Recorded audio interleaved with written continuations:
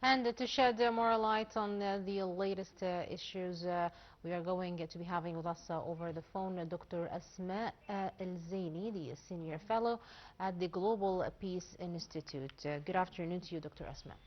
Good afternoon. I hope you're doing well, ma'am. Dr. Asma, what's your current comment on the very beginning of the war when 175 innocent school children and teachers were killed in the attack from the United States in Israel? According to Iranian media, on the start of this attack, which started February 28th on Iran, head by U.S. and Israel, one of the aerial military attacks targeted a primary school, led to the deaths of 168 girls aged between 6 and 12.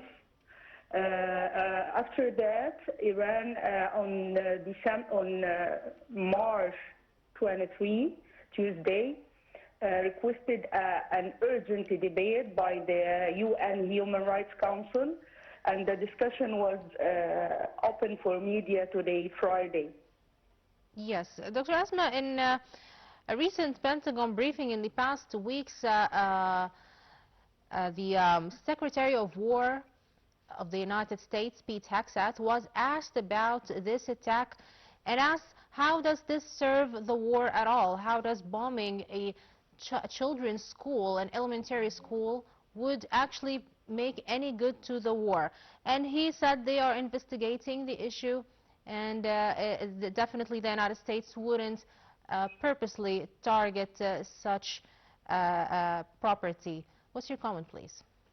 Yeah, when the media questioned the Secretary of Defense and War, of course, American, they said that there were investigations about the incident, but no confirmed information about the school on the attack of the Minat city and the primary school. Till now, no confirmed information coming out from the Pentagon or any American institution on the attack. That's why pushed Iran for this request for an urgent debate on the UN Human Rights Council. Yes, and also we do not want to miss the fact that, as you are a senior fellow at the Global Peace Institute, we have been seeing lots of human rights violations across the region in Gaza, in Lebanon, Sudan, and of course with the civilian infrastructure being targeted in our brotherly states in the Gulf, and of course now with Iran also being in the conflict.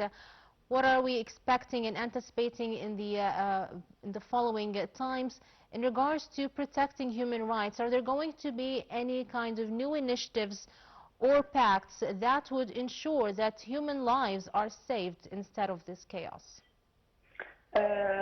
Under any condition, no killing of children anywhere should be justified. Children in Iran, in Arab Gulf states, in wherever in the world, it is never justified. This is, I believe, this is the main lesson coming from any military conflict over the world. The right of the children have the right to live, the right for education, under whatever conditions anywhere in the world.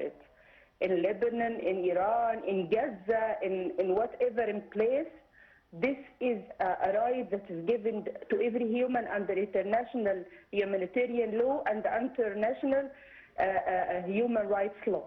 This is something guaranteed, and any breach of these two laws is never justified and never accepted.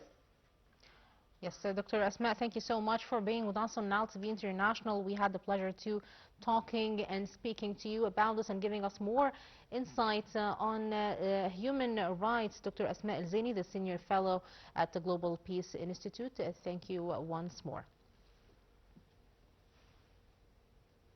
U.S. President Donald Trump said he would again extend the deadline for Iran to reopen the Strait of Hormuz or face the destruction of its energy plants after Tehran rejected 15-point U.S. proposal to end the war. On Thursday, Trump threatened during a cabinet meeting at the White House to increase the pressure on Iran if it did